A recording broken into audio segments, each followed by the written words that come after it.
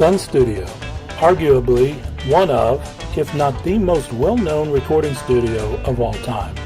Sun Studio was opened on January 3, 1950 by Sam Phillips, a radio engineer who himself became a rock and roll pioneer.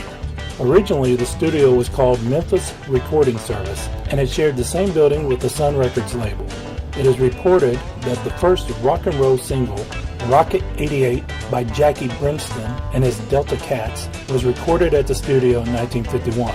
Playing piano on the recording was none other than Ike Turner of Ike and Tina fame. Sun Studios was home to all types of musicians: blues, rhythm and blues, rock and roll, country, and rockabilly. Some famous artists who recorded at Sun: Howlin' Wolf, Junior Parker, Little Milton, B.B. King, Rufus Thomas, Johnny Cash, Elvis Presley, Carl Perkins, Roy Orbison, Charlie Rich, and Jerry Lee Lewis. In 1959, Sam Phillips relocated the studio to a new, larger location and renamed it the Sam C. Phillips Recording Studio, or as it was better known, Phillips Recording. In the early 1950s, Rufus Thomas recorded a song titled Bearcat that became the first real hit for the studio.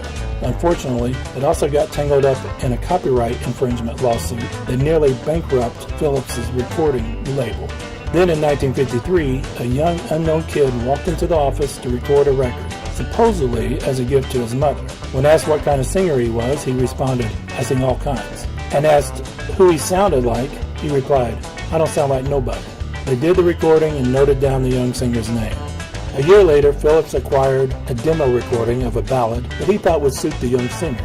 It turned out to not be the right piece for him, but Phillips asked the young man to sing as many songs as he knew, and even brought in a couple of local musicians, Scotty Moore on guitar and Bill Black on upright bass to back him. The session ran long and took quite a while to produce something worth having. Finally, the young singer did his own arrangement of a 1949 blues number titled "That's All Right." The two musicians jumped in and followed his lead, and Phillips realized he had the sound he was longing to find and asked the young Elvis Presley to start back at the beginning so they could get a good recording. And that's what launched Elvis's career.